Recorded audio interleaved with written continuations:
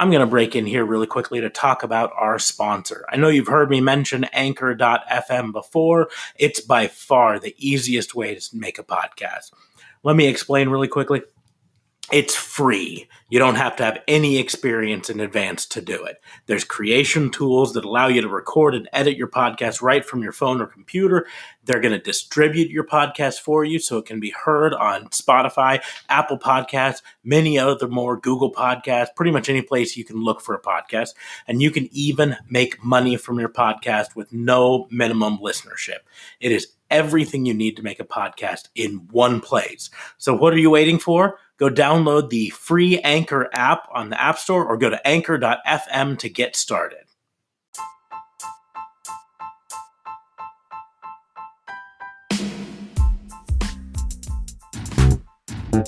What you are about to hear are accounts of real pro wrestling events. Some names, mostly ours, have been changed to protect the innocent. Welcome to Snap Judgements.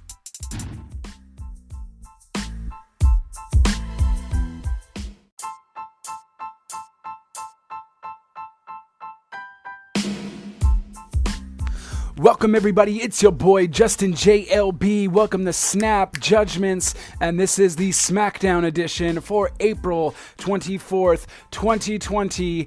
And this Smackdown is very special because it is Triple H's 25th anniversary anniversary, and they will have a little celebration for him tonight to end Smackdown. Before we get to the show, though, I do want to mention that this show is brought to you by the Tetanus Code Network, where you can find our show along with other great shows like Basement Bullshit, In the Dice Box, Chicken Hen with SMNW, Carpool Shenanigans, and of course the Tetanus Co podcast Uncensored. So there you have it. Definitely check those shows out. But for now, ladies and gentlemen, here is your Smackdown review. So as I mentioned, it is Triple H's 25th career anniversary, and I am just shocked by that. 25 years already. Triple H started his career in 1995 as Hunter Hearst Helmsley. I don't believe there was a name before that, but Hunter Hearst Helmsley, where he played a snobby, rich guy in that regard. And yeah, I don't know. I mean, I just still can't believe it's been 25 years. Wow. And I've been there through all of it. So there goes that. But to start off SmackDown, we have the New Day come out as Big E and Kofi Kingston come out. They start basically, obviously they're the new tag team champions. They come out to the ring. Big E starts mentioning that, you know, he's in love with his championships. He's glad to have his baby back, and so on and so forth. They start talking about how they have etched their mark in history. They are 8-time WWE Tag Team Champions, saying that they have beaten the Hart Foundation, New Age Outlaws, and they mentioned some other ones. But the Hart Foundations and the New Age Outlaws were the big names that they had mentioned, not to brag, but simply just to say that they have etched their mark in history. Pretty impressive task. Yeah, I mean, I didn't even realize that they had more than the New Age Outlaws. I felt like the New Age Outlaws have had those titles for like the longest time in terms of the amount of times they've won it. I guess I'm wrong there. But yeah, so then they mentioned that they won it last week in the singles triple threat match to get the titles. And of course, The Miz and Morrison. Actually, before that, the Lucha House Party comes out. The Lucha House Party comes out and says that they demand respect and they want to be able to be the first people to fight against the New Day for the Tag Team Championships. And I must say, I am happy that Lucha House Party is getting some TV time because I feel like I haven't seen them in a while. And was really excited until The Miz and Morrison come out and they just completely ignore the Lucha House Party and they go straight to the ring and tell them that it's basically unfair. You know, ever since they won the championships, they've had to face people at the Elimination Chamber. They did 2 singles matches, of course, alluding to the WrestleMania triple threat singles match as well as the triple threat match last week. But The Miz and John Morrison are also interrupted by the Forgotten Sons. I feel like this is the first time they're on SmackDown, unless they were there last week and I just totally don't remember. But the Forgotten Sons come in, and of course the Forgotten Sons are that's Jason Riker, Steve Cutler, and Wesley Blake. Do mention that you don't know who they are now, but you will, and that they can strike at any moment, and that you just won't see it coming, and then of course they attack. I pretty much saw it coming because they mentioned that we wouldn't see it coming. Like, come on. But, they pretty much pulverize the New Day. The Miz and Morrison get out of the ring sneakily, and that ends that segment. Recent segment, I'm not really honestly too familiar with the Forgotten Sons. I don't know if it's necessarily from NXT. They have to be from NXT. Like, where else would they be from? But yeah, so really interesting segment, really cool. I like how everybody played their part there. I like how they had Lucha House Party in the segment as well. Dope. It was awesome. It was cool. It was well done. So when we do come back from commercial break, we find out that The Miz and Morrison are going to face the Lucha House Party because The Miz feels the Lucha House Party was the one that instigated everything. So that match is going to happen later on.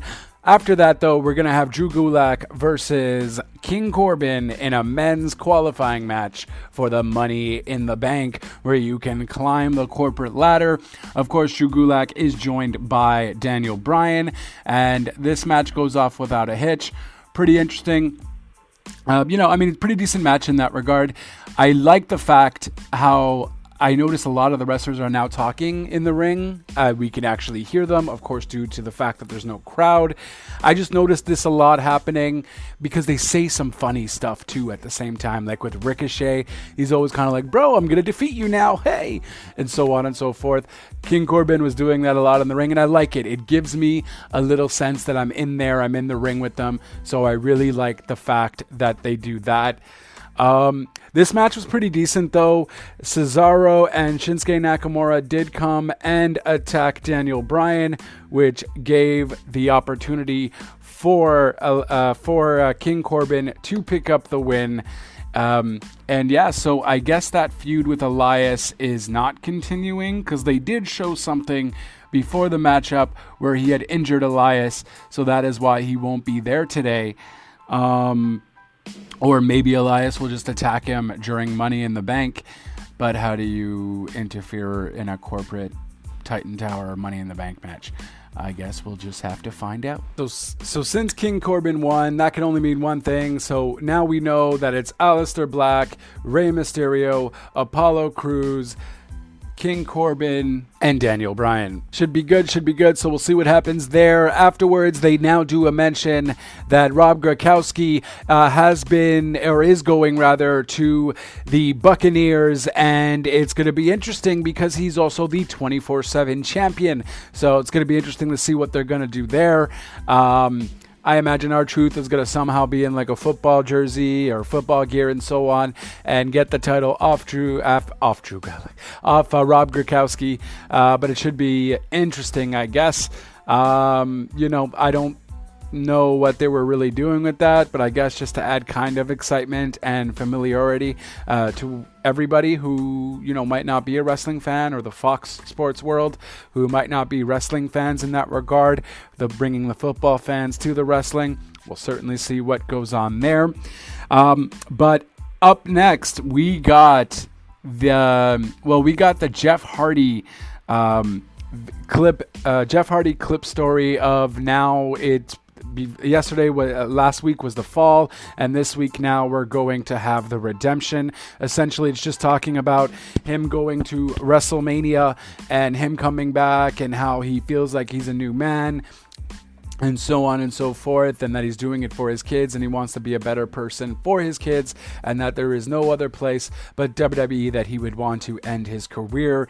And then next week we are gonna have the final autobiography, if you will, of Jeff Hardy's life in that regard, called The Comeback. So we'll see what happens there.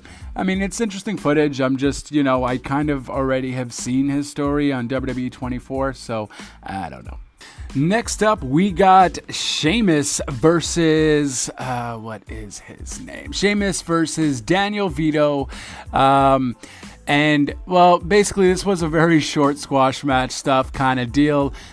Sheamus felt disrespected by Vito going at him at the start of the match. Sheamus later returned to ringside to intimidate Michael Cole for the second straight week, taking exception to a Jeff Hardy video airing after one of his quick victories. He ripped Cole's headset off during the Lucha House Party entrance. So I don't know what they're really doing with Sheamus, this whole disrespect thing. Maybe you can sell some shirts, but it's kind of stupid. But then that's where it leads to us with the Lucha House Party versus The Miz and John Morrison. So basically, The Miz and Morrison, I feel, dominated basically every part of the match, wearing out Lince Dorado with impactful offense and so on and so forth. There was a few handspring stunners done, and it allowed basically Dorado to make the hot tag to Gran Metalik, who honestly I feel this guy deserves an even bigger push and in a non-tag team role because he is a phenomenal wrestler. Look at the work he was doing on the tag team elimination chamber match. It was absolutely crazy. And he's just a superstar. So moments later, Metalik was able to score the flash pin to score an upset victory out of nowhere, leaving the Miz and Morrison in shock. Decent match, might quite possibly be the match of the night, considering there was a lot of squash matches. I do, however, like this match though as well, as it was Lacey Evans versus Sasha Banks to qualify in the Money in the Bank women's matchup. And so basically, Banks walks into the ring using a photo of Evans' daughter as a fan. Even snapped after being dominated early, taking Banks' face and ramming it into the ring post several times. Evans' mouth was busted open early, but she was able to hit the woman's right, seemingly locking up the win, but Bayley put Evans' foot on the rope. Banks scored a roll-up in the confusion, but the referee was still distracted by Bayley being in the ring. After Banks and Bayley briefly argued, Evans recovered and hit another woman's right, this time holding the picture of her daughter in her hand as she landed the punch, scoring the win. And as Banks and Bayley made their way up the ramp, Tamina came out to hit Bayley with a super kick, completing a very bad night for the champion and her friend. Honestly, though, it looked like that Bayley and Sasha Banks were also going to kind of start feuding because Banks felt disrespected and felt that Bayley kind of screwed her of an opportunity, but they keep teasing it, but then they throw it away, as we saw Banks helping her friend out, helping Bayley out afterwards, after Tamina gave that super kick. I don't see Tamina winning a title. Tamina is going to be facing Bayley. I don't see her winning, but stranger things have happened. So with that though, that means so far we have Nia Jax, Shayna Baszler, Asuka, Dana Brooke, and now Lacey Evans in the women's Money in the Bank qualifying match to climb that corporate ladder. And I swear to God, Dana Brooke better be winning this, because it's about damn time Dana Brooke gets the push that she deserves. Hot diggity damn, I'm not a fan of her girly gimmick, if you will, but I guess it's still better than nothing, considering the other gimmick wasn't giving her much. So I don't know. They could also maybe give it to Lacey too. We'll see what happens. So after that, they do show a video package of Braun Strowman's history with Bray Wyatt. Of course, as we know, Braun Strowman was in the Wyatt family. They start showing how, the clips of Bray Wyatt mentioning that he was the one that created Bray Wyatt, and because he created him, he will also defeat him. It goes on to show you Braun Strowman on A Moment with Bliss, where he sees the sheep mask, and then he's kind of traumatized because he's reminiscing or remembering everything that he has done with Bray Wyatt and that power that mask does have. And of course, as you know, Braun Strowman is going to be facing Bray Wyatt for the Universal Championship. And, I really want Bray Wyatt to win it back. At the same time, I also would like Braun Strowman to keep it, so I don't know. I'm kind of flimsy on that, but that should be a pretty decent match. It depends how they go with it. Will they do like another Firefly Funhouse? This would work too, especially showing all the moments with the Wyatt family and so on and so forth. So that match should be pretty interesting. Just it depends the way they go about it in that regard. Will there be red light? Will there be no red light? Will it be all filmed? Will it be a Firefly Funhouse kind of thing? We'll just have to wait and see, folks. I do want to point out they are promoting Progressive really heavily on this SmackDown episode. Like, I think I've seen them mention it like 30 times already throughout the entire episode. They've shown it like a bunch of times. Usually I don't mention this because usually I don't notice it or I don't see it all too often this much. But damn, I guess they need that. They need that insurance. Well, not insurance money, but they need that advertising money quick. But yeah, that's what's going on there. And so we get a little clip of basically Sonya Deville talking with Mandy Rose from last week's SmackDown. We do see now Sonya Deville's true colors. She always thought that she was jealous, I guess, of the whole Fire and Desire team because Mandy Rose was getting all of the attention, and she felt that, you know, it was more the Fire that was pushing the team rather than the Desire. And so they mentioned that there. And with this whole them promoting this segment again, it's because we also get 2 matches announced for next week's SmackDown, as we will have Dolph Ziggler versus Otis to see who qualifies for the Money in the Bank, which I am hoping Otis wins. And then we also have a Sonya Deville Mandy Rose versus Carmella to see who will also advance for the Money in the Bank. Now, I would imagine Mandy Rose is going to lose because Sonya Deville is going to get involved, and then that makes a match up there. So boom, 2 matches made. And then I would also, I hope Otis wins. Poor Dolph Ziggler, though. Dolph Ziggler needs to do something as well. But I definitely would love to see Otis in the match and possibly win it too. I want Otis to get that push. I doubt Vince will do that, though, at all. But, here's to hoping. So after that, we have the Women's Tag Team Championship, as we got Alexa Bliss and Nikki Cross going at Carmella and Dana Brooke. And so Brooke jokingly asked Carmella if she would be able to focus on their match with her Money in the Bank qualifier taking place next week, calling back to Carmella accusing her of the same last week. Bliss and Cross scored the win, though, with a move that started like a 3D but finished with a Bliss hitting a DDT instead. A DDT kind of like a DDT instead of a cutter, possibly introducing a new finisher for the team. I felt that was kind of botched. I did feel there was a few botched moments in this match. However, I did still think it was a pretty decent match, to say the least. All these women could wrestle. I'm so happy Dana Brooke is getting some TV time. It's about time. She is a great wrestler. And yeah, I would love to see Carmella win her match, which I alluded to earlier she most likely is, because that's going to lead Mandy Rose versus Deville. So that should be a fun little matchup. Even down for her to win the Money in the Bank again, because why not?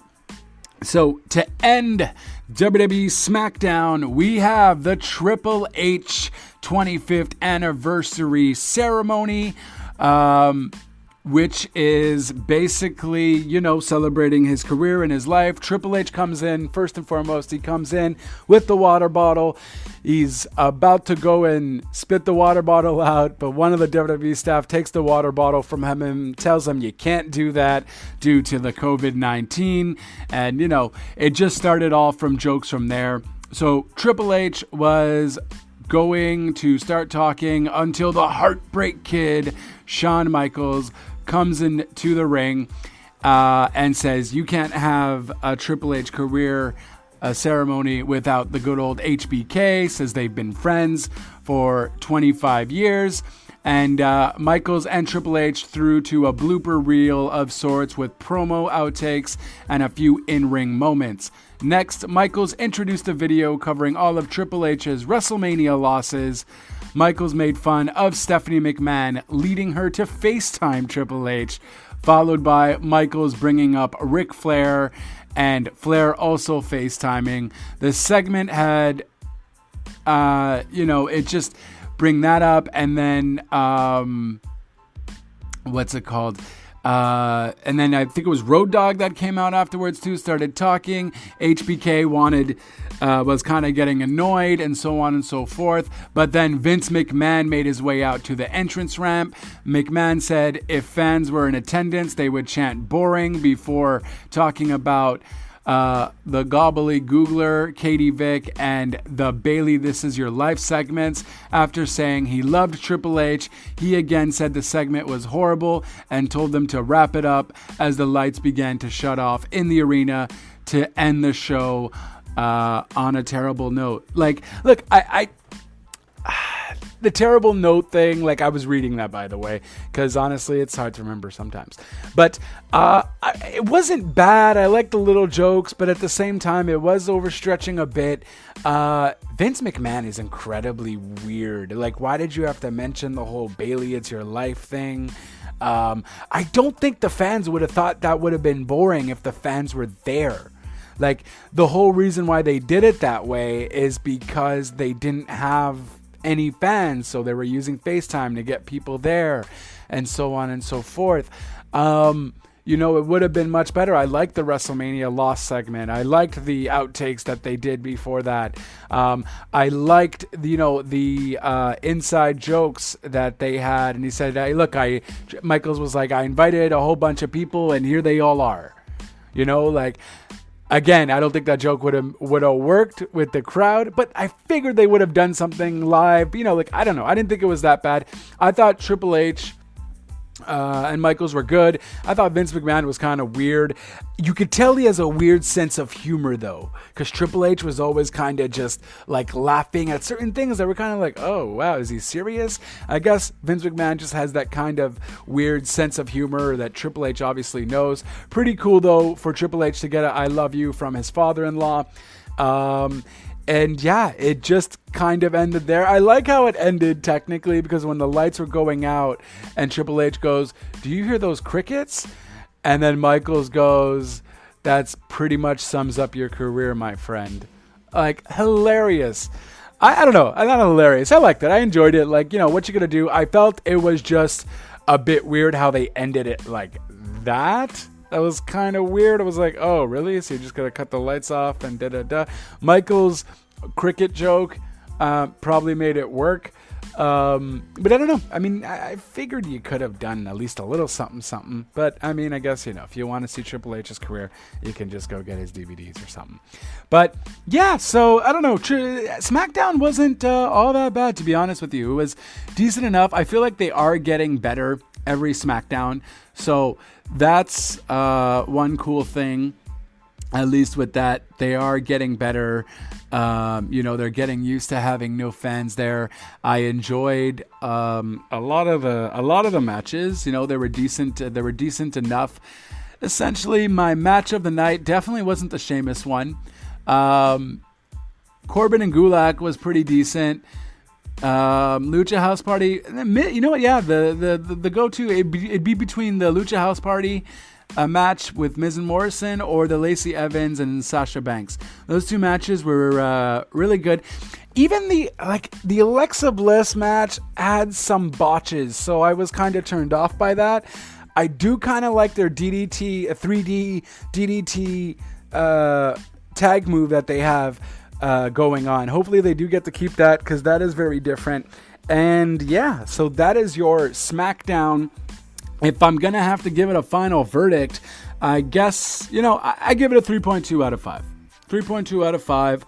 I watched the whole thing, no problem. I didn't skip anything, surprisingly. So yeah, I enjoyed it. And that is your Smackdown recap. Of course, my name is Justin JLB. You can follow me on Twitter at JLB420. Follow the brand at Real Talk Radio 8. Follow the brand Real Talk Radio at Real Talk Radio 8. And of course, you can find all my socials and doobly-doos on anchor.fm/RTR. Well, that is it. That is all, folks. Thank you for listening. This has been your boy, Justin JLB. Ciao for now.